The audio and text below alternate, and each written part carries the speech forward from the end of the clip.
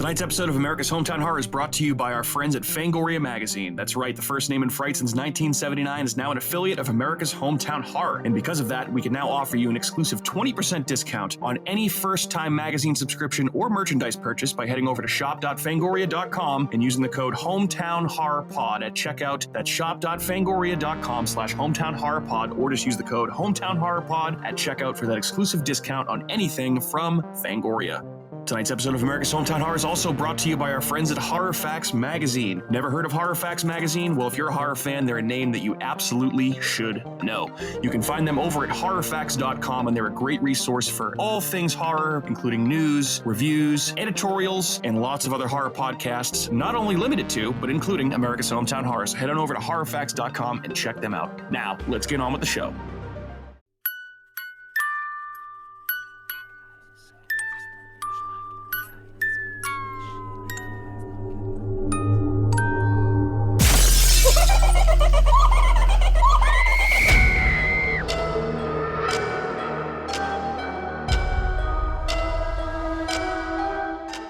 All right, a good evening.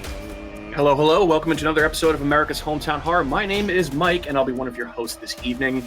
Before I introduce my fellow co-hosts and we kick off tonight's festivities, just a few things that you need to know about us if you are so interested. First place is where you can find us on the interwebs. Our website, which is ahpod.com. It's ahhpod.com.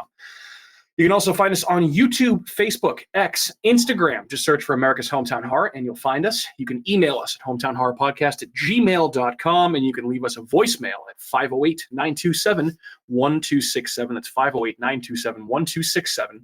And of course, the best thing you can do for us is to like and subscribe to our show, either of those things, and leave us a review. If you like the show, preferably a 5-star review, that would be great. It helps us get the show out to more people.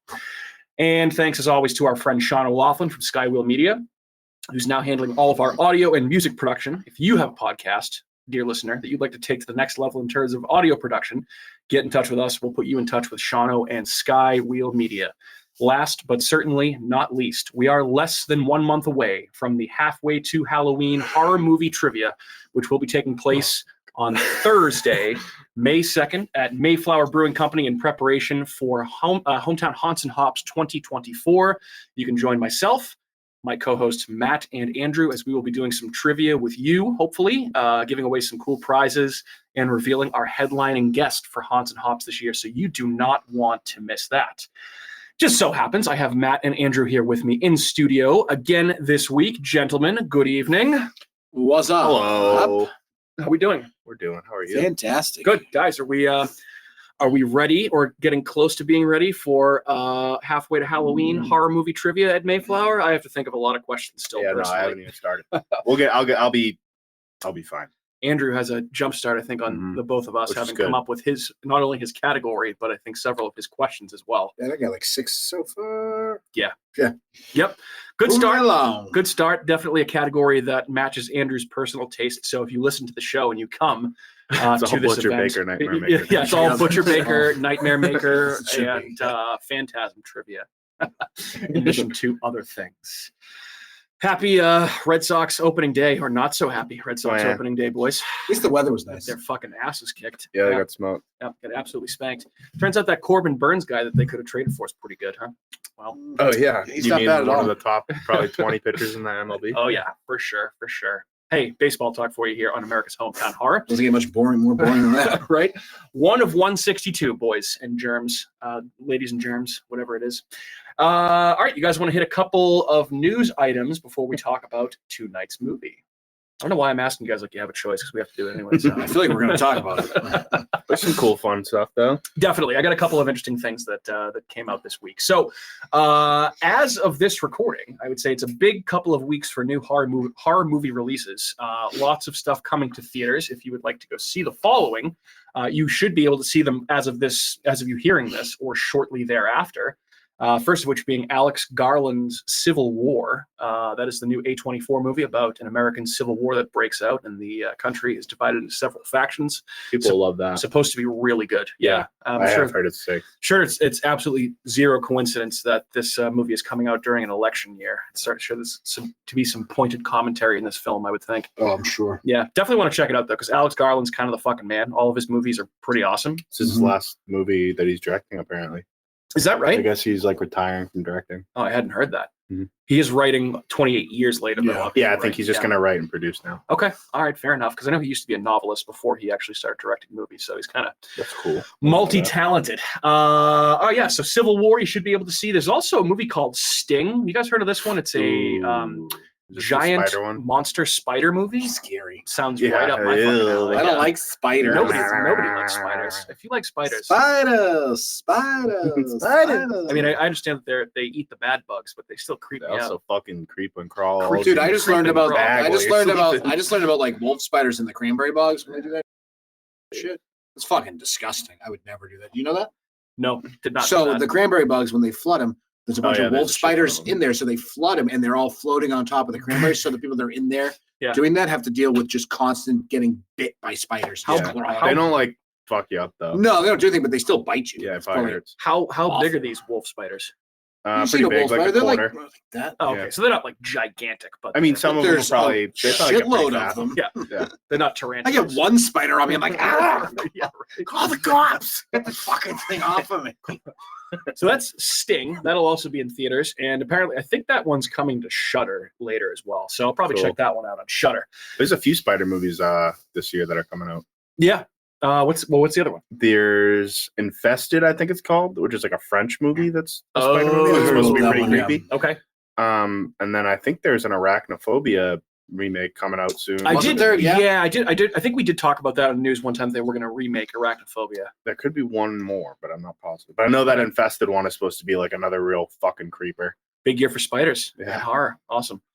Well, that's Sting. And I'd say maybe one of the bigger releases coming out this half of the year would be the loose remake of Dracula's Daughter, the Universal Monster movie called Abigail, which is the latest offering from the filmmakers called Radio Silence, who've directed Ready or Not, a couple of Scream movies, did a lot of work on the VHS movies, and it's escaping me, but the anthology that you love, Andrew.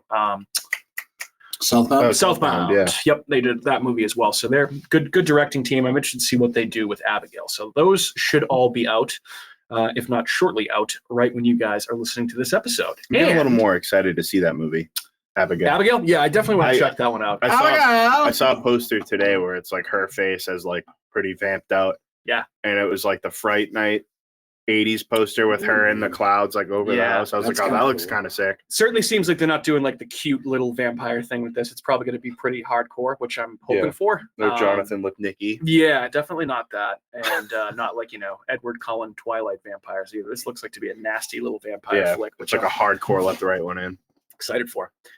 Guys, and also next news topic here, you can also see, if it's still in theaters at this point, I think it probably will be, is The First Omen, which made $17 million worldwide in its opening weekend. And this is actually getting really good reviews. Yeah, I guess I'm kind of gonna look forward to waiting for this and Immaculate both to be streaming. Mm, They're very. I think I'm gonna do a double feature. Yeah, I mean, a definitely dub feature. a double D. Yeah. Double D. Mm. There you go.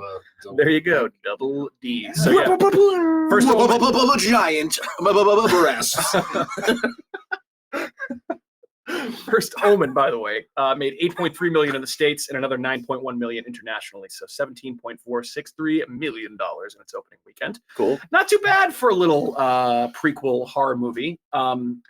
I did see. I feel like numbers are up across the board. They for really movies are. right now. That's- Horror is, dude. Well, there's fucking- just movies in general. Like Yeah. it's like I remember like 2-3 years ago, right after the pandemic, it was like $3 million at the box office. Like, Yeah. what the fuck is going on? It is good to see people going back to the movies. I I feel like cinemas are getting cooler. yeah. Like Dude, they're getting nicer. They're re-releasing like 5 Christopher Nolan movies like this month for $5, like Inception, Interstellar. Oh really? Yeah. All you get, but the catches, you got to see them all in a row. Yeah, and then I'm gonna go see The Mummy with Mike, and we're just gonna Jeez. Yep, there you go. You actually splooge all. Oh yeah. So before we talk about the Mummy here, real quick, because I did have that in my news items as well. I did see Rebecca McKendry from Colors of the Dark on Fangoria tweeted out that she liked the first Omen better than the original Omen movie. I've heard a handful of people and she say said, things like she said, that. I said what I said. Deal with it. I love the original Omen. Yeah, I mean that's a really good movie. It's That's a very a bold fun statement. movie. So I definitely I mean, hey, if it's a promise good for the movie, then. that's a good thing for all parties involved. I definitely will check it out. If it at some has people point. considering that as an option, that means Yeah. it's good. It's worth seeing. Yeah. So My dad has always said that The Omen is one of the scariest movies he's ever seen. Yeah, it's definitely a freaky movie. Religious horror gets people going and scared. And obviously that has all kinds of crazy stories about, the behind the scenes stuff that happened. A couple, I think a person died, maybe two. Yeah, I know it was on bunch that of weird shit happened. It was on that Cursed Films documentary series on Shudder. People get struck by lightning and shit. Yeah. Yep. it's wild.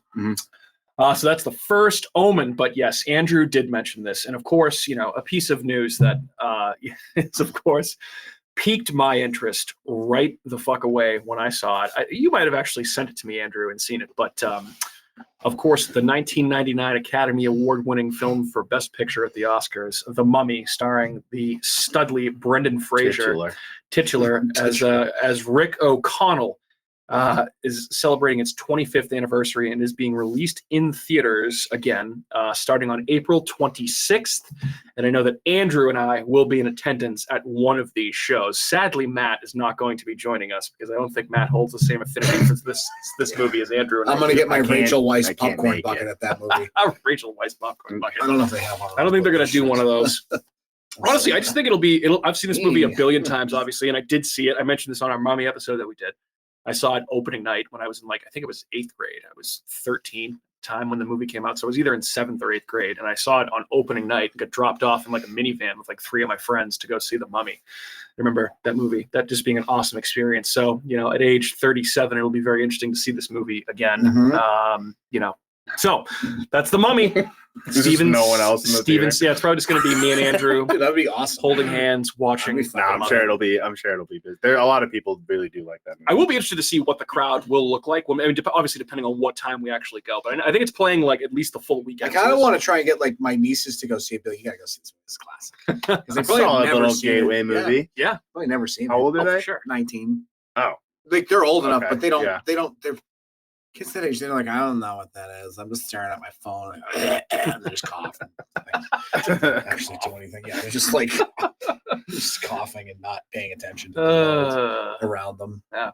So we'll report back on The Mummy, the theater going experience in a few short weeks after we go see it. Can't be more excited for that than I already am. So another piece of news tailor-made for me. We did talk a couple weeks back ago about the X-Files reboot that is happening. I guess it's being directed by, or the showrunner is going to be Ryan Coogler, who directed Black Panther, and he's done a bunch of other films. Pretty respected filmmaker. There are not too many details out there about what this reboot's going to look like, but I do love the X-Files, so I will probably check it out one way or the other. But the reason I bring this up is that Gillian Anderson is saying that she is pretty much down to return as Agent Scully in this X-Files reboot. Now, no Duchovny? Duchovny, I don't think, has said anything about it yet. Obviously, both the characters are still alive. I forget exactly what happened to Mulder at the end of this latest reboot that they did, which was 5 years ago at this point. I know a lot of people hated the ending, so they might be looking at a chance to kind of redo this. But I'm surprised because Gillian Anderson was the one that was the most kind of gung-ho about not coming back to do any more X-Files. But I'm sure they probably offered her a pretty big payday to come back and do that. So she probably was I haven't been in anything in forever. Maybe I should do something. She actually does a lot of stuff. Has she been in stuff? She had a pretty big role in not a show that I like. Kat really likes it. That the Crown show on Netflix. Oh, I never seen that. She played somebody in that, and she's in a new TV show now, which is I think what she was promoting when she dropped this line about the X-Files. Okay. So she's still doing stuff. I just was last thing I saw her was the Hannibal show. I know you guys aren't as big of X-Files fans as myself. I do but like the show. Wanted to bring it up. So I find it interesting that the guy directing it, his name is Brian Coogler, and he directed Black Panther. Coogler. Coogler. Oh, Coogler. Yes, Coogler. Name. Cougar Panther. No. Well, Last topic, and I know a topic that I wanted to save this for last because it's huge news. And as of this recording, you can go online and watch the trailer for the third film in Ty West's latest trilogy, Maxine. That's Maxine with 3 X's. And whoo boy, this looked like a fucking doozy. We got Night Stalker, the Night Stalker, the Psycho House, and Kevin Bacon hamming it up.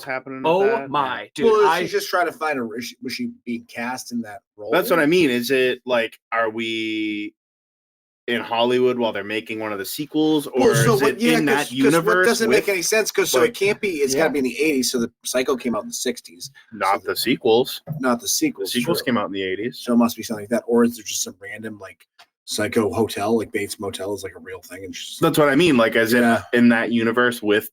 That would be wild. Yeah. I mean, that would be really cool. And I think, yeah. So the first Psycho sequel with Anthony Perkins, obviously, that's a tongue twister. What's his name? The guy that directed Fright Night, Tom Holland, not the Spider-Man actor, Tom Holland, the director. He directed that.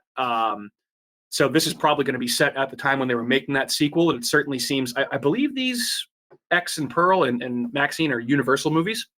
They have to be, if they're showing the Psycho House in this. So it's probably one of those things where it's like Universal gave Ty West the okay to include this. I'm sure probably a lot of the movie takes place. A24. Are they? But maybe they're affiliated. They could be both. Yeah. Either way, really cool little detail. And it kind of almost struck me like seeing all that stuff in there, mainly like Night Stalker, old school, like 80s Hollywood stuff. Skid Row kind of reminded me of like almost like an 80s horror movie version of like Once Upon a Time in Hollywood, like Tarantino movie a little bit. Yeah. The like Skid Row thing I kind of predicted. I was like, I have a feeling it's going to be like the really shitty, like Cecil Hotel, like sleazy area with a lot of fucked up shit. I am into it. Yeah. Like that trailer really fucking sold me, and I was going to see this movie anyway. But I mean, and the cast in this is absolutely stacked. I mean, Kevin Bacon playing some private investigator with a weird accent. Got Bobby Cannavale in there, classing up the joint. A bunch of other people I saw. Halsey's in this. A bunch of other people that I don't even remember at this point. But when's this one coming out? September, I thought. Oh. Not soon enough. July 5th. That's too. Yeah, I'm not. That's like that'll be the week that I have my second kid. So I'm probably not going to be able to see it. I was going to say I am planning on seeing this in theaters. I think. I'd get divorced. You probably can't. I don't think I can swing that. That's okay. Not worth it. That's all right. Yeah, not worth getting divorced over seeing Maxine. But no, I'll see it when it comes. I'll see it when I can see it. Safe to say the movie looks pretty fucking cool though. So yeah, I mean, hey, check out the trailer for Maxine. And I'm usually not one to watch too many trailers because I don't want it spoiled for me. But this just definitely whet my appetite for the movie for sure. Wet my pants. Wet my pants. And my appetite. Titular wetting of pants. All right, that's what I got for news, boys. Anything else that we missed that we can think of? There's a Joker 2 or whatever it's called trilogy that drops tonight. Or trilogy trailer. Yep, that's right. Yep, I heard that's like a super musical, like musical all the way. They said it was a jukebox musical. So it's like them singing like actual like musical song, like Broadway songs, but like actual like hit songs. Sure. Like popular culture. Yeah, I mean that'll be interesting. The first one was good. So and Joaquin Phoenix is a nutbag. Taxi Driver 2. Yeah. I mean, if you're gonna do a jukebox musical, I like Lady Gaga as Harley Quinn. That's pretty cool. So I don't know. We'll see what the movie's gonna look like. Yeah. I'm sure it'll be at least interesting. So, all right, that's what we got for news. So why don't we take a quick 90-second break here for a word from our sponsors, and we'll be back to talk to you about Audition. Hang tight.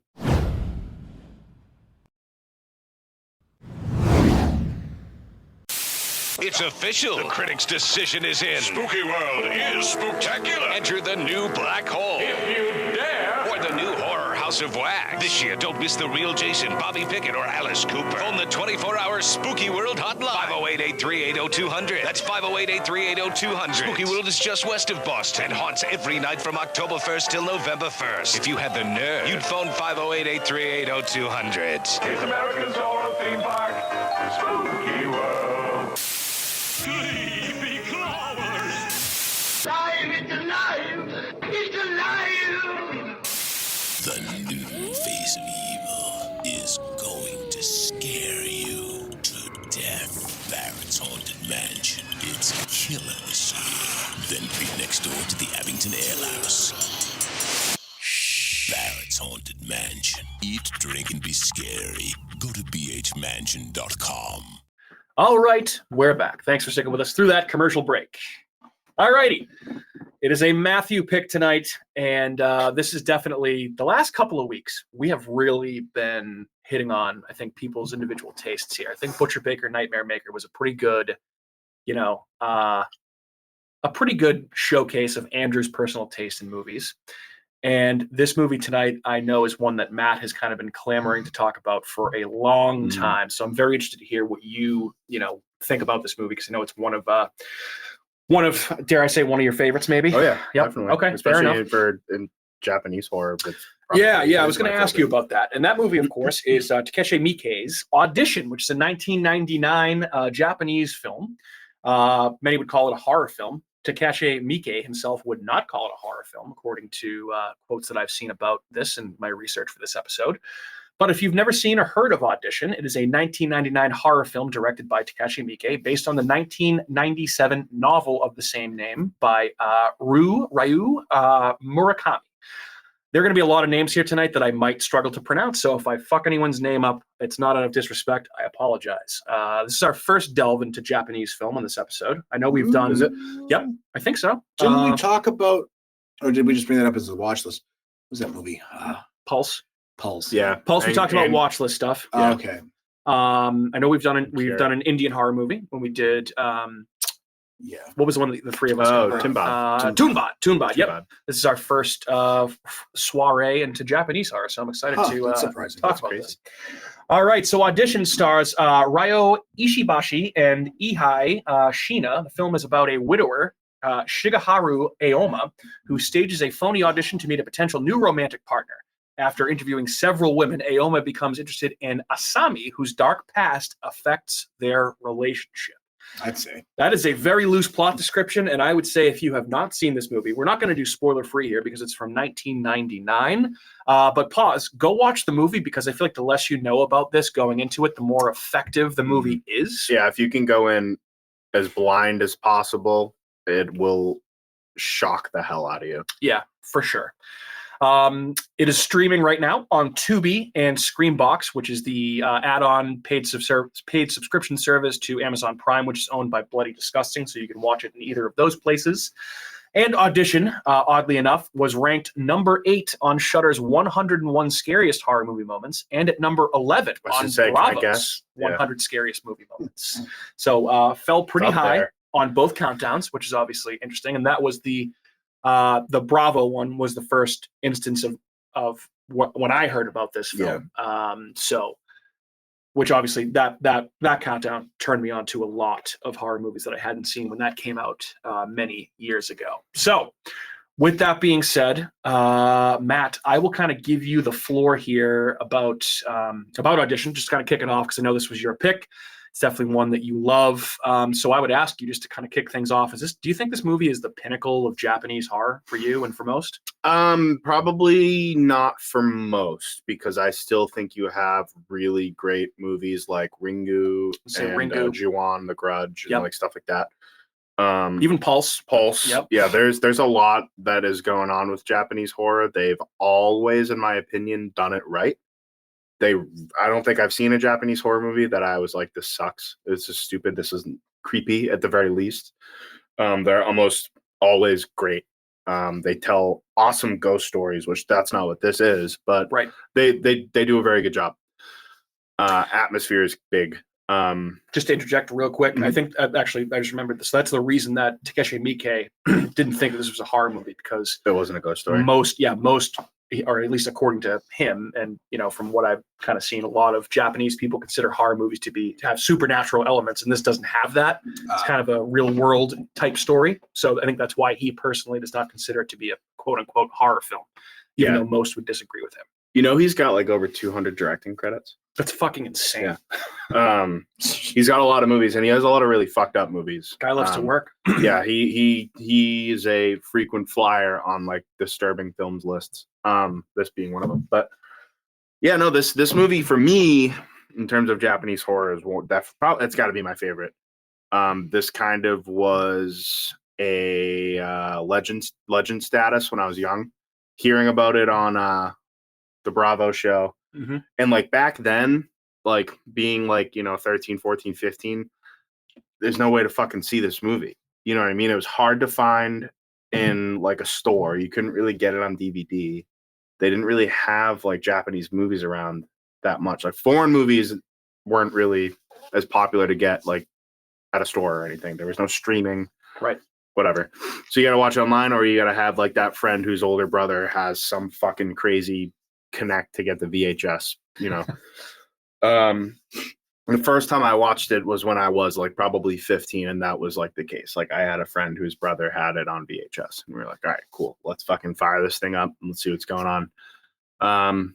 And just that first time, because you kind of get the idea pretty quickly of like that, okay, this chick's a little off, something's up, but you don't really realize what until you get the phone call scene, which I think is one of the most tense and fucking great jump scare if you've never you've never seen it. Yep.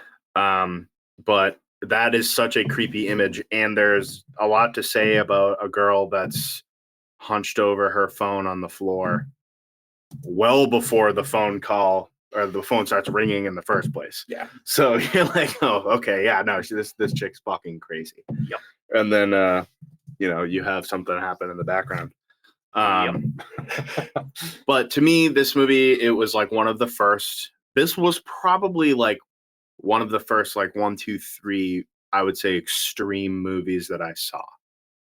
I don't think this is very extreme, so it was kind of a good gateway. Yeah. But I do know like the ending of the movie and like kind of the backstory of her. It unravels and unravels, and then it just goes fucking off the rails with a fucking cinder block on the gas pedal. It just is like, whoa, whoa, whoa. Like you cannot stop the ride at that point. Yeah. And I remember being like, wow, this movie is fucking metal. You'll never look at a fucking piano wire ever again. Yeah. Or an acupuncture needle or any sort of leather surgical fucking dress wear or anything like that. Yeah, so yeah, for sure. it is a very cool movie. It's very sleek. It's very it's like very as much as it's grimy and disgusting, it's also very clean and sharp at the same time. It's very well made. It's very slow paced. Yes. But the payoff is immaculate. It is one of my favorite like endings to a horror movie probably of all time. That being like that whole like last 20-minute playoff. We'll get into spoilers later. That's why I'm kind of being a little more vague. But just in terms of this movie, this is a 100% a top tier horror film. Must watch for absolutely any and every, especially if you're looking to get into the extreme and more brutal stuff. This is a fucking great jump off. Yeah. You brought up a very good point because I, having rewatched this, I was also. So you have seen it before? Yes. Okay. Yes. I was surprised at considering the fact that there's a lot of like pretty famous horror filmmakers. Like I think I saw Rob Zombie, Eli Roth, who both make pretty extreme American horror. Cite this as a huge influence. And it's also been credited with kind of one of the movies that gave birth to the torture porn subgenre of horror. Mm-hmm. This is definitely nowhere near as close to some of the gross out territory in like the Hostel movies or some of the other stuff. It's really not like... It's got the Texas Chainsaw Massacre effect. Yeah, you don't really see a lot. You're kind of making up what happens in your brain, and that's just being cemented into what you remember. Yeah. The ending scene, I feel like did such an effective use of sound. It just really it's icky, and you see some stuff, but you don't see it all. But I feel like it's just you see enough, and then a lot of it's implied, which obviously I've said this a million times before in the show is a very, very effective filmmaking technique is to imply things because people's imaginations always make things worse than they actually already are. And the implied situation that you're given in this movie is so over the top when it is revealed.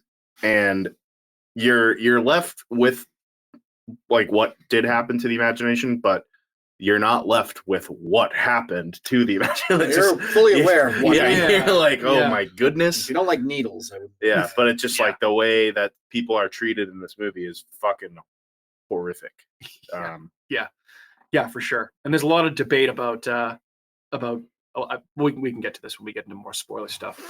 Andrew, what did you think of Audition, my friend? No, this was your first time. My first time. Okay. So I think having seen so many more extreme movies before seeing this movie, it left a little bit to be desired. I was expecting something a lot more wild, and I was like, kind of like, oh, all right. I mean, because this is the first movie that you watch to lead you into those type of movies, yes, it's going to have a much bigger effect. To me, didn't really do it. Like I was kind of lacking because I think that plays into it. It felt very like Lifetimey, Hallmark, the beginning parts. And then the last like 25 minutes is just like, what the fuck is going on? Yeah. And it was very effective and it was very cringe inducing and they did a very good job, but it just didn't like Pulse to me. I like that movie much better, I would say. Yeah. They like I was saying, the ghost stories from Japan are very, I would agree with that. It is interesting, like all these Japanese horror movies, they're just everyone's so fucking lonely and depressing.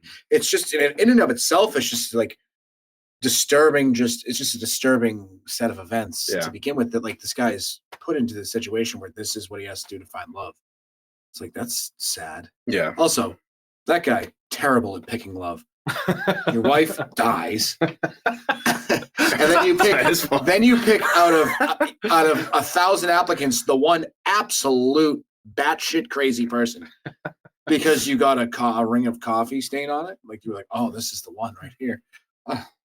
She sounds like she's had a horrible life. Let me pick. I was like, oh, he's like interested. My dreams were fucking dashed when I was a child. Yeah. I forget exactly what she says. Like he asks about like happening to her. Well, she was a ballerina. It's like a ballerina, but like she like has to like go through something where she couldn't dance anymore. Yeah, she had like horrible burns from something. So there's ankles. So a lot of that is definitely implied. Yeah. I guess the book that this is based on is actually much more graphic. Oh, I believe it. In several things, mainly what happens to her when she's a child. I guess the dog death scene in the book is absolutely fucking brutal. Yeah. Like, dude, like Nick Cutter fucking levels of like animal abuse, violence shit, which I get that. And that adds, I feel like, a whole different element to that character in the movie because, like, you know, it's obviously a tragic backstory. Obviously, she is a crazy person. And not every single person that those things happen to. No, yes. But you couldn't have picked a worse human being to be like, this is who I'm going to fall in love with. And also, dude, what are you doing? Like, let it marinate a little bit. He's calling her at like midnight, the night that they just had the audition, calling her like, I know this is uncomfortable. I'm like, what are you doing, dude? This is so weird. She thinks and it doesn't throw her for a movie. It does. Yeah, she's looking for a part for a movie. And you're basically asking her out on a date at midnight after you've been drinking whiskey, and she's like, "Oh, cool." And that the fact that she was just cool with that doesn't kind of like make you go, maybe she's insane.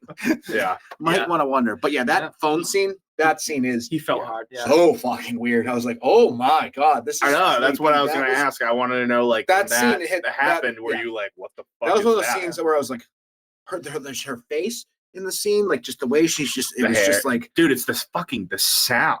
Yeah, sounds, you're like, what is that going on too? Like, I'm almost I kept getting too. confused. There's parts where, like, towards the end, it felt like a fever dream because I mean, it kind of was because he was having. Yeah, he does have like a weird like dream. Obviously, of what's happening. Yeah, right. I'm almost positive too. By the way, like she is perfect at playing the crazy, like, you know, woman with the 10,000-mile stares. They say she's a fucking lunatic. Well, his friend knew it immediately. I'm almost positive that this is like her first acting credit. I think. I mean, I think she was just a model. Before this. I believe it. She's very, very like tall and and like Takeshi Miike just selected her for this role.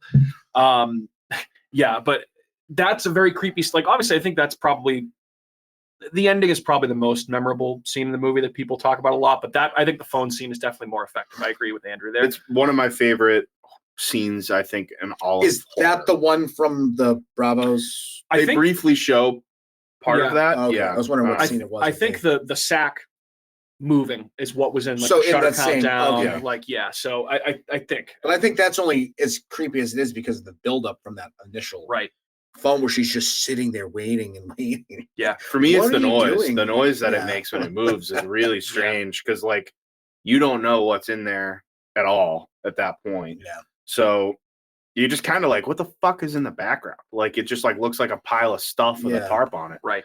And then it fucking just rolls across the room. Yeah. You're like, Well, it's the same as when he's like trying to find him. He's at the restaurant, and then it's like, oh, his tongue. I'm like, that is the biggest tongue I've ever seen. yeah.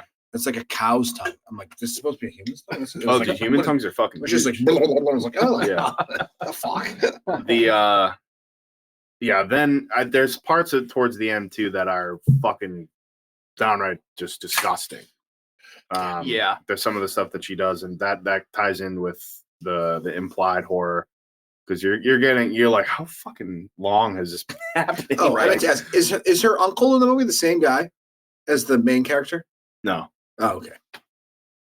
I don't think so. They look Like the actor. the actor, yeah. Oh, I don't think so. I thought you meant like is the character the same? No. It was like weird. Like I was like, is that the same guy? They look very similar, and I mean, so I did see during the like a Pearl and Maxine type deal. yeah. Okay, all right. And it was like maybe she's like visualizing her uncle as why he's like, and I thought maybe there was something else to it, but it probably wasn't. No, it's not. No. So I did see that little racist apparently. I did see that one little tidbit that I found interesting. So like during the actual audition process, there's like I don't think it's the main crazy girl, but one of the other girls that's auditioning. He asks her who her favorite actor is, and she says a name, and they all laugh. Apparently, that actor is actually in the movie. Is actually in Audition, which is why there's a little in joke in the movie, which I thought was interesting. Yeah, but the ending is obviously very uncomfortable to watch, or not even necessarily to watch, but like to hear and just see it happening, it's just like, right? Yeah, like It's when funny, she says deeper. Every time she says deeper, I'm like, and it's like a cat kitty. Well, that's the thing. At sounds, first, you don't exactly know what the fuck she's doing. Yeah. Until after you get that like wide view of him, and he's like covered in fucking acupuncture needles. She shows him, and you're like, yeah, that's acupuncture, but you're going way too deep, deeper. Oh, my eyes! Stop it. It was funny. So Andrew and I rewatched the ending, like the last probably 20 minutes today, and we were just sitting there watching it. And I happened to, Andrew came over for dinner before we started recording the podcast tonight, and I was like, we were just watching it, and I was like, hey, you want to come over for dinner tonight? And he's like, well, I'm not really hungry right now, but sure. While we're watching it, see, bring this up. I'm like, I was like, after seeing needles, we're having bowls of oatmeal. Not that hungry at the moment. She's squirming with her neck broken on the floor, talking to this guy. I was I'm like, oh yeah, whoops. That was weird too. I was like, is this actually happening? Twitches, is she talking? Yeah, because she's she's basically saying all things the that stuff she he said said before, like throughout the movie. So I was getting very confused. I was like, is this like even actually happening, or is he like some like I was waiting for him to just wake. Well, he woke up that one time. You're like, oh, it is a dream sequence, and then it wasn't, and I was like, this is fucking weird. I don't know what's going on. Yeah, I still have no idea. But it wasn't a dream. It was just it is what it was. It is exactly what blacked out. Yeah. I wonder why. Yeah. Yeah. That ending scene. I remember when the thing used to be on Bravo too. Like you see little clips of like kind of what she's doing. And I remember seeing her holding what looked like two huge needles. Mm-hmm. And then all of a sudden she's got like this like coiled thing in her hand. The wire and I'm saw. like, what the fuck is that? Like, what is she like? What just happened? And then it wasn't until I actually watched the movie where I realized like what she had done and what she was doing and what she was using. With I think it's like a piano. It's basically like a piano. Was that a wire. piano wire? She was like, and I'm like, oh god, or a wire saw, but like it's the awful. same type of idea. It's almost kind of like I was going to say more kind of like an extreme version of like the scene in Misery, but I feel like that scene, like it's for a split second, but that scene where the foot just kind of goes. It's the broken foot Misery is. When she picks up the foot and just throws it off the glass. I was like, oh, that's a move right there. That makes me laugh every single time because I forget about it every time, and then it just like it's like, oh my God. It almost was like a slapstick kind of comedy. Literally, yeah. Just and like the way she's just so dainty and small, whips the foot away. What was I going to say? Oh yeah, but I think you brought up a good point, Matt. Like if you're a horror fan and a horror movie completionist, this is definitely one that you have to see, regardless of what you think of it. I think it's just on the line of like not being too much for the casual fan, but being enough that it's like you're like, oh boy, it does a lot. Yeah. But this is definitely one of those movies where I feel like it's like a horror fan's favorite horror movie, like hardcore horror fans. Yeah. Like a lot of people would consider this to be. I mentioned Eli Roth and Rob Zombie, it having a huge impact on their filmmaking careers. Apparently, Tarantino also thinks it's a, quote, true masterpiece if there ever was one. Mm-hmm. He did some sort of a video discussing his favorite movies that came out from between 92 and 2009. And they weren't just a list of his own movies? No, they weren't just his own movies, which seems like something he's got a pretty cool list of movies. I actually saw a thing the other day that had his like top 10 favorite movies. This was on it. Yeah. Yeah. He's definitely a little bit insufferable, but he clearly has good taste in movies, and he makes good movies. He makes good movies. I mean, I'm not gonna complain. And apparently I saw this too. So in the early 2000s, Time Out, which I believe is either a website or a magazine, conducted a poll with several authors, directors, actors, and critics who all have worked within the horror genre to vote for their top horror films, and Audition placed at number 18 on the top 100. There's definitely people that are in the industry consider it to be like a landmark horror film. So an important horror movie to say the least. Well, that's the thing. It plays off one of those kind of like, not necessarily comparing it to this because of the content, but like The Exorcist. It's very much like a drama.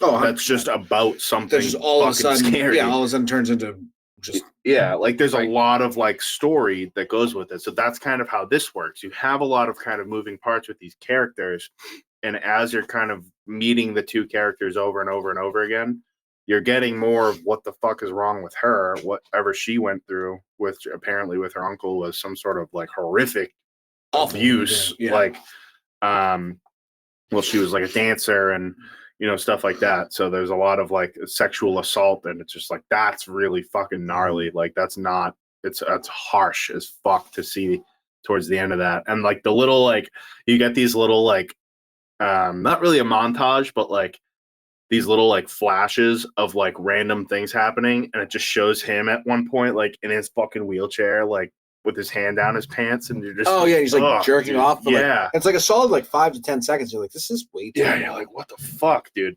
And that's all while like she's got this dude fucking pinned down. Yeah, which is just.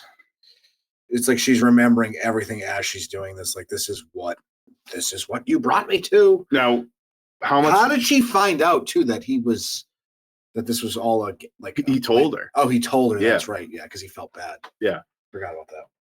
But I'm curious. So, like, watching this the first time, like, you obviously knew like a decent amount. You had to. I didn't really know much about the whole premise or anything. Like, I never had seen the parts in the Bravo's countdown over there. Okay. I don't remember seeing those. I just remember having you guys talk about it being like there's fucked up shit that happens. Yeah. So I think I had built it up in my mind. I think for me, level like, that was just so high to meet that it was never going to be met. The violence isn't necessarily like what gets it for me. It's the dog bowl that fucking does it. That seems gross. That's really bad. Gross. Like with 2 fingers. Yeah. So speaking of that, I'm waiting for the green light. Okay. So are you going to talk about the same thing that I'm talking about here? Potentially? Probably. Yeah. I'm just waiting for the spoiler. The spoiler alert. We can start going nuts. I think we can probably. Okay. Yeah. Go past it at this point. So obviously, the movie came out in '99. We've done, probably at least 15 minutes on this movie, if not more, without fully. I think we've done a little bit of spoiler, but we haven't gone like full crazy yet. But apparently, IMDb is usually pretty reputable with facts, and I did see that apparently the bowl of vomit that's fed to that character is in fact the actual vomit of the actress. That's no. Apparently, Takashi Miike claims that she's a method actress and insisted on doing this. And that guy was cool with it. Shit. The guy that was in the sack. It looks like cool. milk. That is verbatim. That's a lot IMDb. of vomit. Yeah. That is disgusting if that is the case. If I was that guy, I'm like, how much is that guy getting paid for that role? Here's a direct quote from trivia on IMDb. Maybe he's a freak. He's like, I like vomit from girls. The dog bowl of vomit fed to Asami's prisoner is in fact the actual vomit of actress Ihai Shina. Takashi Miike claims that Ihai is a method actress and insisted on doing this. Well, the sound of her vomiting into the bowl is pretty sounds pretty fucking real. That's like those disgusting. are like real wretches, and you're like, Yeah, oh, dude, that sounds like someone's actually throwing up. If that's the case, that is some I feel bad for that shit. guy. Oh my God. Well, all right, That guy's so still alive. Yeah, the guy was like murdered after. that's the other thing too. It's like you look at that guy and he like looks like he is that fucked up. Yeah, like, it doesn't look like there's any sort of makeup. I'm like, this looks real. Yeah. That's why I'm like this. That's what always got me is the guy in the bag is the scariest fucking thing in the whole movie. And that's the guy that went missing from her work. Apparently, that's the guy. Right. Yeah, that's that guy. Yeah. Those little seeds of like when you know, he's finding out about all these people that disappeared from her, life that, all of a sudden just went missing. And like he's trying to call all the references that she left, right? And he can't seem to get anybody on the phone. It just doesn't seem to fucking bother him at all, which is also that's the one thing about the movie that I was kind of didn't like. Because it was so obvious that there's something fucked up with this girl. And it's just like, okay. Love is blind, brother. Yeah. No, but like there wasn't even like, it didn't even give you the shadow of a doubt that it wasn't going to be her being fucked up in the movie. Yeah. Because the guy was just like, yeah, we shouldn't, you might want to take it easy on him. He's like, yeah. Yeah, it's almost like a what do they call it? A red herring.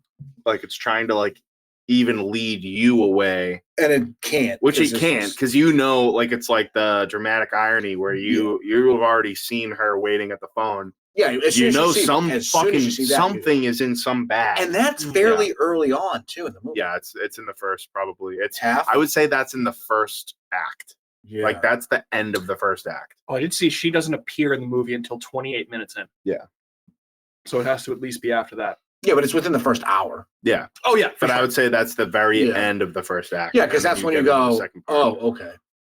I don't remember this movie being as long as it was. Either. It feels long. Yeah, it feels longer than it is. Yeah.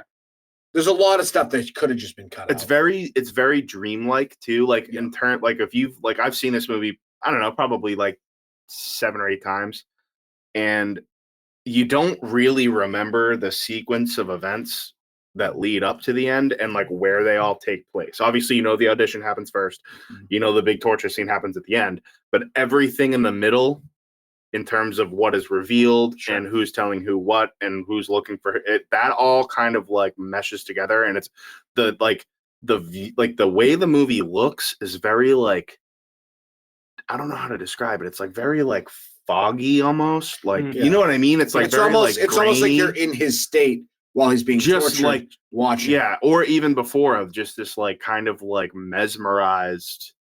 You know what I mean? But then you see the scenes in her apartment are very like dingy and like it's very grimy. Yeah, it's like, and it's just like dark and like hot and like humid feeling. You know what I mean? Like it's strange, atmospheric. That's what I was saying before. Like Japanese horror movies nail the fuck out of that. Yeah, it's very uncomfortable. Like the whole scene too, where it's like her and then his boyfriend. I mean, his son's girlfriend.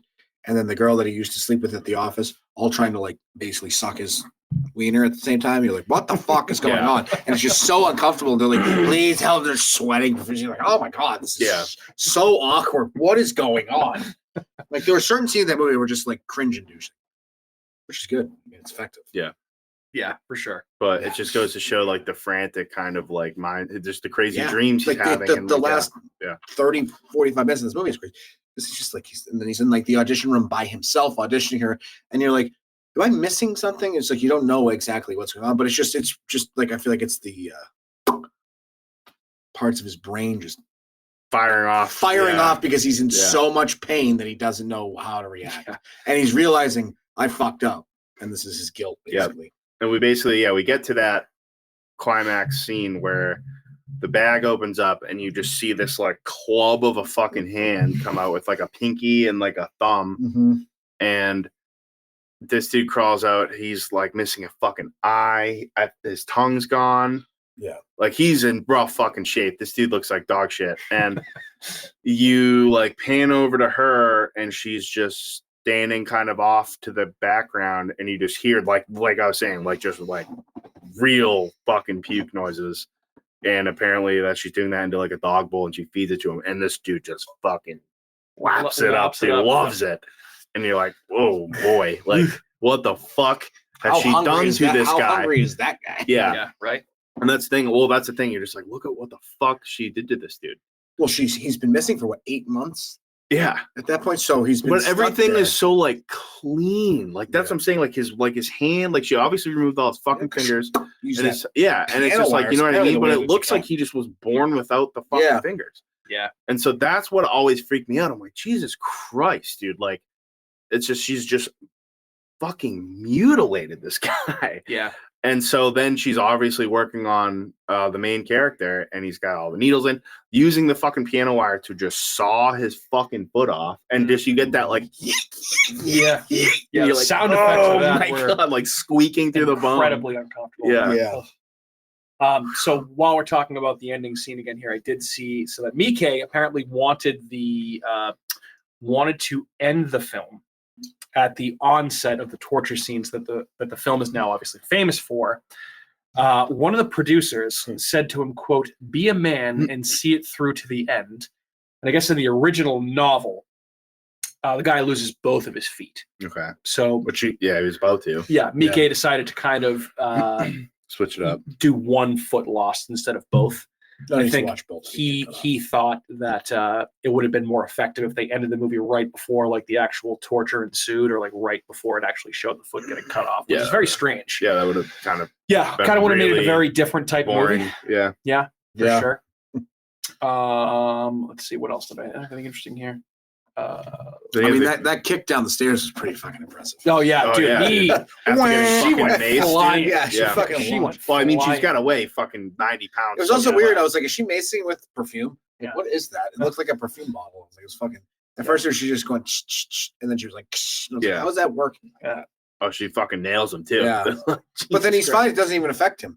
Dude, he's fighting for his life. He doesn't know what's going on. No, once he kicks her down the stairs, he's like, "Daddy." Yeah. He's like, "Call the fucking police, you idiot! What are you doing?" He's like, "Are you okay?" Dude, the broken neck. I'm okay. The broken neck is fucking rough. You're like, holy well, shit. then there's part of it. There's this weird noise going on. I'm like, is there a worm in her neck? It looks weird. Yeah, like it's like pulsating. Pulsates. Yeah. I was like, oh. These weird scenes that they're just like, what? I don't know what I'm watching.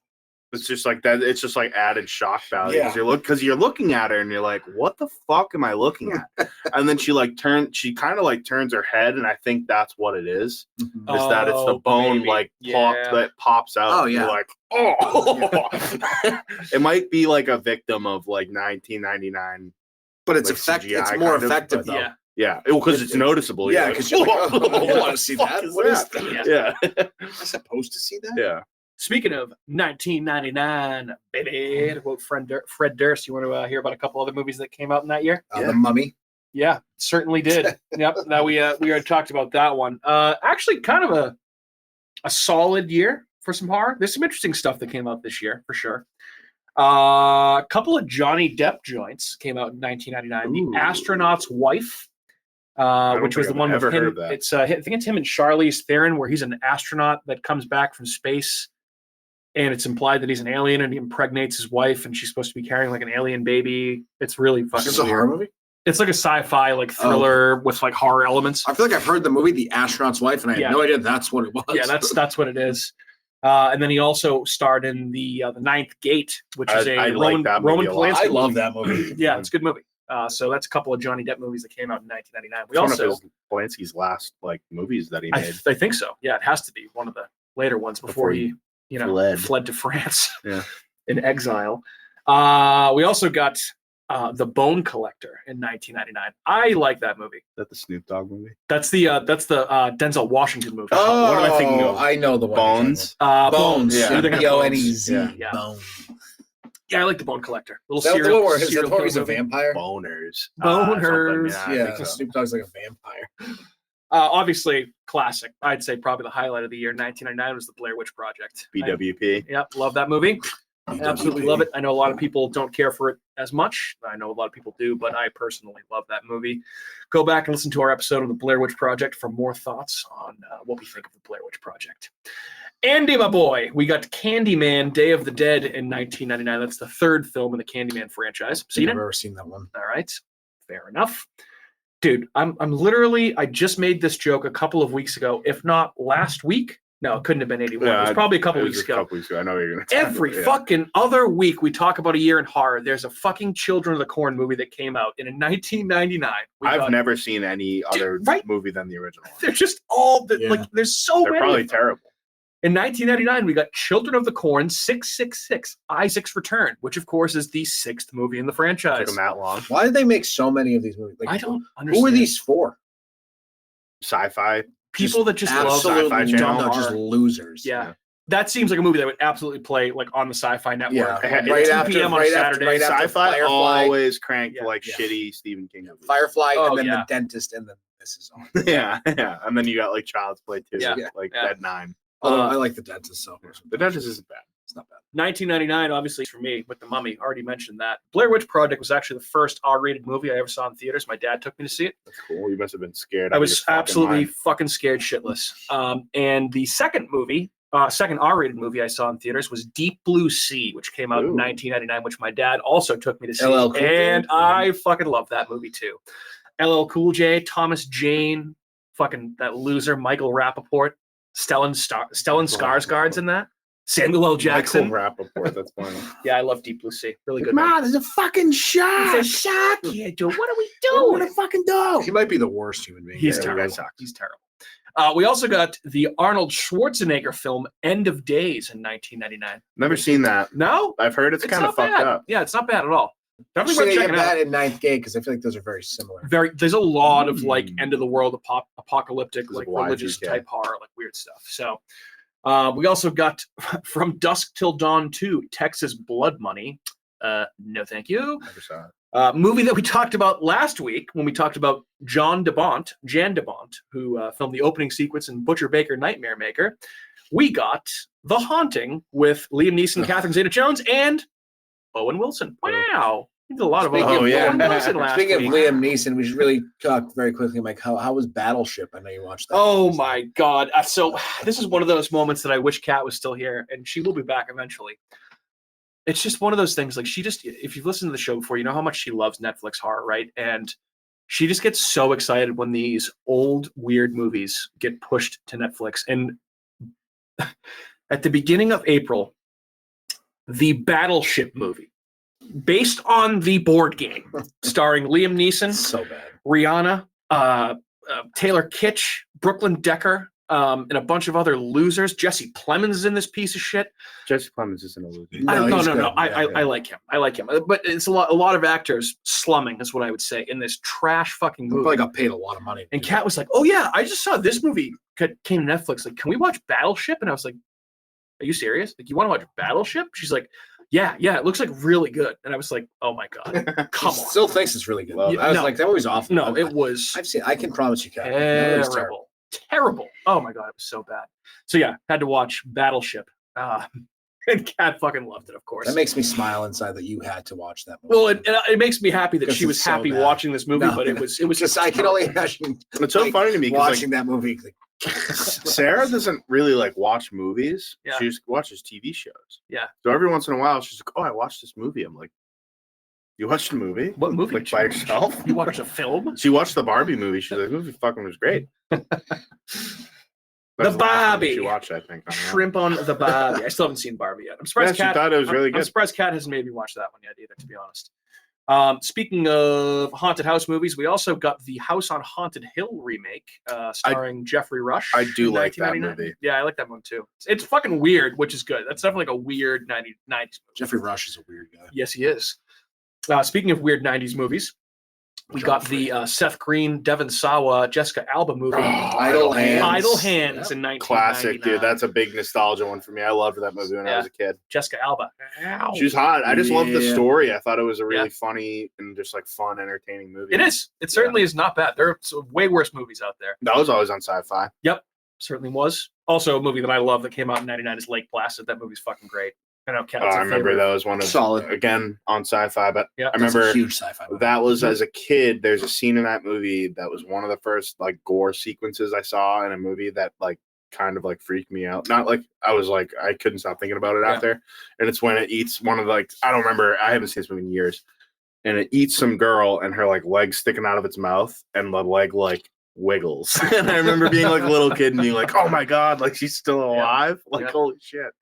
Yeah, I love Lake Placid. Yeah, That's that's a another good one. stupid. Bill Pullman, right? Yeah, Bill Pullman, Oliver Platt, Bridget Fonda. Platt. Yep, good Oliver movie. Platt. Oliver Splat. Oliver Splat. We already talked about The Mummy, the greatest film ever made. Already talked about The Ninth Gate.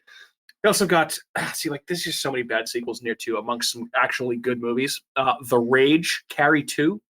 Ever never delved saw into that. The Rage, Carrie 2? No. Nope, neither have I. Had no interest.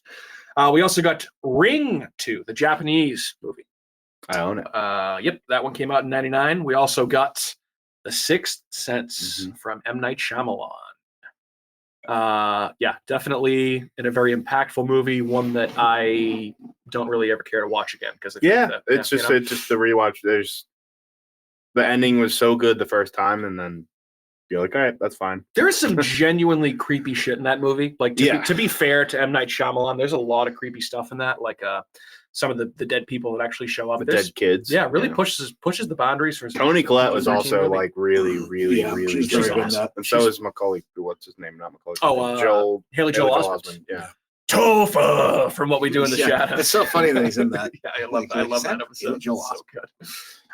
Dude, another 1999 banger. Tim Burton's Sleepy Hollow. Speaking Another of Johnny Johnny Depp. Depp movie, yeah. Big year Johnny for Depp. Mr. Depp. Big year. We also got, this is a good one too.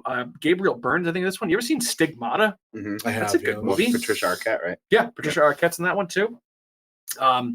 Speaking of Kevin Bacon, we also got Stir of Echoes in 1999. Oh, yeah, It's a good I movie. like this movie. It's an underrated little ghost I don't movie. know if I've seen that. It's creepy as fuck, dude. Based on a Richard Matheson story. He's the guy that wrote I Am Legend. Richard Matheson. Phil Matheson. Hot head. He wrote I Am Legend. He also wrote the story that inspired the Haunting classic of Hell Twilight House. Zone episode, Nightmare at 20,000 Feet. Oh, I didn't know that. Oh yeah, he wrote that. I just bought his book at a store like a couple weeks ago. I found it. It was like used and it was like $9. So I was like, okay. Sweet. Which book? The Haunting of Hell House. Oh yeah, Hell House. Yeah. or if it's just That's a called Hell really House, good yeah. one. Yeah, it's Yeah, Hell Hell House. That's House actually one LLC. of his better ones. Not Hell House LLC. That's also a very good movie. We see Stigmata, Stir of Echoes, and we also got, guys, another good thing in 1999. Not a movie. We got Stephen King's Storm of the Century with Linoge, Yeah, baby. that's a I good one. love that one. That was one. Watching that on TV. I feel like 99, big year for horror for me personally in my younger teenage years because 1999 was an epic year in general. Woodstock 99, say what you will the about whole that. home run derby all-star game yeah, at Fenway with Mark Big, McGuire yeah. just smashing Oh dingers. yeah. Pedro Martinez throwing just like Striking out. sub 2 ERA. He strike out like 5 of the 6 first batters. He struck out, I think it was Barry Larkin, Larry Walker, Bonds, McGuire, Sosa. He struck out all 5 of them. Jesus Yeah, Christ. and fucking insane, dude. Yeah. So good. I was but- a little guy. I was like 4. So, Or but 5. obviously, That's like, what I loved. Blair Witch Project, huge impact. Saw Deep Blue Sea in theaters. The Mummy, obviously a huge impact. But I remember watching Storm of the Century on TV, and that fucking scared the shit out of me. The scene where he beats that old lady to death. Yeah, dude. Oh I my was gonna God. say the scene with the old lady's brutal. Yeah, that was like, I was like, what is happening here? I love it. I'm terrified, but I With absolutely that love it. silly cane. Right? I remember that came to Hulu like a few years ago, and it was back when me and Sarah were living in North Plymouth in our apartment. Yep. And there was a big snowstorm that came, and I was like, well, I know what we're doing for the rest of the fucking day. We just threw that on, lit some candles, and fucking. Beautiful. We were like, wow, Best this is Stephen fucked up. King thing, and he didn't even write. It's not even based on a book. It's a screenplay. Well, I remember I was like just starting to read Stephen King at that point too, like read like very like select few of his books. And I remember like trying to seek out Storm of the Century, and I couldn't because obviously it's I not a have the book. screenplay. The screen, so you can Like buy the the screenplay. hardcover Oh, screenplay. that's It's sick. pretty awesome. So, but yeah, obviously 1999 top grossing horror film of the year, Blair Witch Project. Yeah, That's Makes a lot of sense. $140 million. Sleepy Hollow at 2, The Haunting at 3, Deep Blue Sea at 4, Stigmata at 5. So, yeah, 99, great year. I forgot about the All-Star game at Fenway. That was a huge impact on my life too. And then baseball fandom in the late 90s and early 2000s as a Red Sox fan doesn't get much better than that. Yeah. Well, yeah, because you had 98 was the Sosa McGuire year. Yeah, Just bow. yeah, crazy stuff. Bring back Woodstock- steroids. Remember renting Woodstock 99 on pay-per-view? My parents somehow allowed that to happen, and I was watching it in my Better than room. you being there. Yeah, that's also Yeah. true. Dude, that Woodstock '99 documentary, not the stupid Bill Simmons one. No, the Netflix the one? other one. Yeah. Really, really good stuff. Absolute wild. 1999, good year, man. Got to go back in time. How about that? 1999, baby. I wish. Right? Cool. Guys, anything else on 1999 or on Audition or anything else, Mon? Yeah, this is definitely a highlight and I think what helped me seek out more extreme movies. It's a movie that it helped you become molded who you me. became. It molded my fragile little brain when I was a teenager. Molded by it. You know what movie I saw shortly after this for the first time? Like when Irreversible. No, but I didn't watch that until after I was out of high school. But when I had saw this, and then me and my buddy were like, all right, let's go see what else we can find. Like we went to a Newbury Comics and we were looking in the horror section. We, just kind of looking for the most extreme movies we could find. They had Faces of Death, like 1 through 3. So we grabbed those. So that's getting a physical release, or there was some sort of thing on. There's a remake. They're not a remake, but they're doing a new one. I saw something on Bloody Disgusting about Faces of Death. I forget exactly what the details were, but you just jogged my memory there. So I wanted to bring that up. Go ahead. So that was like one thing, whatever. And I just remember us being at the store looking at movies, going through the titles, and we were like, Cannibal Holocaust. We were like, that's got to be fucking crazy. So we like pull the thing out, we look at it, and it's like, warning, no one under 17, the most banned film of all the world, the most controversial film ever made. So we were like, cool, perfect. The dude's like, we're at $15. We were like, all right, sweet. Yeah. Went back to my house and we popped it in, had no idea what this movie was or what it was about. We watched the whole thing front to back and didn't say a word. My buddy was like, word, I think I'm going to go home. I was like, yeah, that sounds about right. Yep. Yeah. Well, I'm certainly glad that this ended up being a gateway movie for you, Matt, to your current taste. Now, did you do a brutality series on Audition, or was it a different Japanese movie? I did. Let me think. I did Funny Games. I did Threads. I did Green Room, and I did The Last House on the Left. Okay, all right. I don't know why. For some reason, I thought that you had done this one. Yeah, this I was about to. I would like to get back into that, but now since we're just talking about them on here, I'm like, I don't really feel like I have to. Okay, but I can figure something else. What's wild is Cannibal Holocaust was banned for reasons, and they didn't ban Milo and Otis, even though that movie was murdering 30 Dude, Andrew plus sent cats. me a TikTok You know how many cats and dogs it's like a Disney movie about a cat and a dog on an adventure. And there's like a scene in the movie where like a cat falls down this waterfall and then it lives to get to the set. Well, they were using a real cat in this scene, and they went through like 30 cats. They just were killing cats and little puppy dogs to make this movie. Yeah. I'm like, well, that's ruined. That movie was one of my favorite movies, and now I'm Ruggiero Deodato defended himself during the making about killing the animals because the tribes people ate all of those animals anyway. Yeah, sure. And so he's like, we're just like, they're gonna eat them. Like, yeah. We're not just killing animals to kill animals. Like, this is what they do anyway. Yeah. Those are frogs, like turtles, but not cats. Turtles and monkeys and armadillos. You sent me that TikTok about Milo and Otis, and it legit ruined my night. Like, I saw that, and I was That's the most depressing thing I've ever heard. I was like, and this was just after I just watched like the Nickelodeon documentary. I'm like, is everything in my life just going to be bullshit? Right? Didn't the horse in like the Never-Ending Story drown in Artex? I don't think that. No. You know what? You're right. I don't want to hit you with another one. Stranger things have happened. That would be the most wild thing I've ever heard of. They're just like, I don't think it happened on purpose. It was an accident. They couldn't get it out. Well, why are you filming this in actual quicksand? What about the boy that was in the... They're just like, well, let's see what fucking happens. Well, he signed a waiver. He's fine. That's some Hollywood magic here, folks. Lights, camera, action. I could be wrong. There's a reason why those movies hit so much different because everything that you were watching was real. That's why I watch movies from like the 80s. Everything in my life a lie. Are you telling me Shadow didn't actually make it up that fucking hill and Homeward Bound? When you watch some movies like Henry Portrait of a Serial Killer from the 80s, like, I think that person was murdered. Yeah, there's a few. I actually, that was another one that I was like kind of up in the air about doing on this, which I want to. That's going to be one of my next. I'm sure that'll be on here somewhere. Yeah. But there's some scenes and like bodies in that movie that you look at and you're like, that's a dead person. Like that looks like a real fucking dead person. Poltergeist, they use dead corpses. Yeah. So remember in the Cursed Films episode of that on Poltergeist, they somebody was trying to defend that and say like they actually used like real skeletons like in a lot of movies. It's just widely reported on this one that it actually happened. I'm like, yeah, okay, buddy, sure. Yeah, right. Yeah. Okay. Well, the issue was that the actors didn't know that. Correct. You might want to tell people. Yeah. Well, they're like, why does this pool of fucking fake skeletons smell so bad? Right? Why does it smell like death? Yeah. Oh, because it is death. Am I gonna have the plague once I get out of this? Seriously, that's what I was. I'd be like, dude, what the fuck kind of diseases can you get? Yeah, you're just like swallowing muddy water with like skeletons in it. Oh my god, awful. All right, guys, what else on Audition? Anything else? I think we've exhausted that topic. I like this one. I'm glad we finally got to do it. Absolutely. Yeah, I know you were. This is a big one for you, so I'm happy we get to talk about it as well. So I believe that means it's my pick next week, gentlemen. Correct? Do we have a teaser? We do. Oh, boy. Let's tease. Or I mean, I don't know if it's a tease or if I'm just going to reveal what we're actually going to talk about next week. We did kind of talk about this on Butcher Baker Night. Oh yeah, that's right. Okay, you already did say that. But the more and more that I've thought about it, we need to do some Cronenberg. And I'm going to pick my personal favorite Cronenberg movie, which is going to be 1986's The Fly. Oh, great one. Yeah, I love it. Starring Jeff Goldblum and Gina Davis. I love this movie. It is definitely one that you need to not eat before seeing, not eat while watching. You need to have a strong stomach for. It's fucking gross, but it's an awesome body awesome horror. Movie. Yep.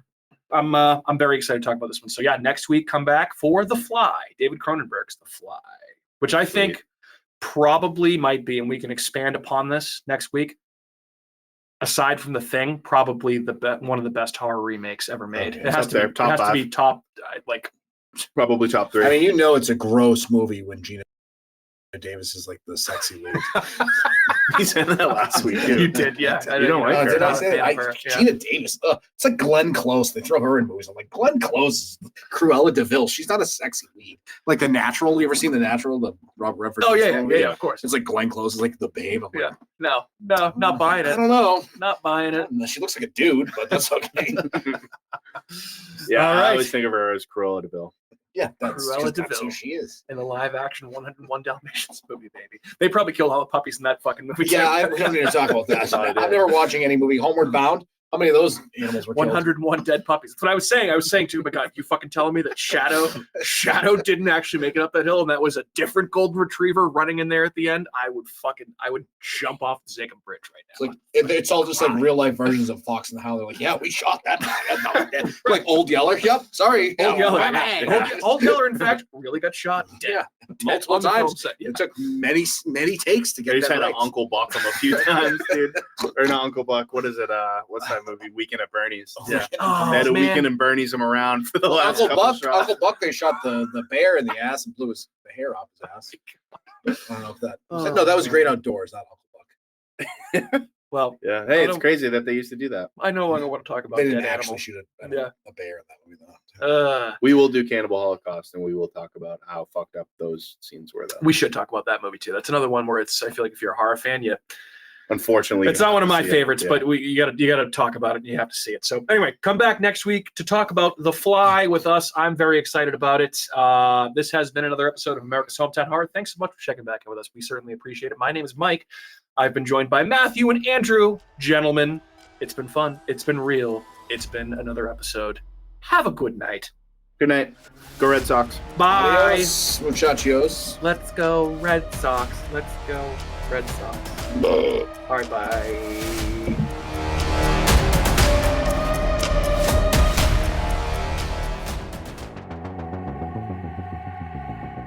Hey everyone, it's Mike from America's Hometown Horror, and I want to say thanks again for listening to another episode of our show.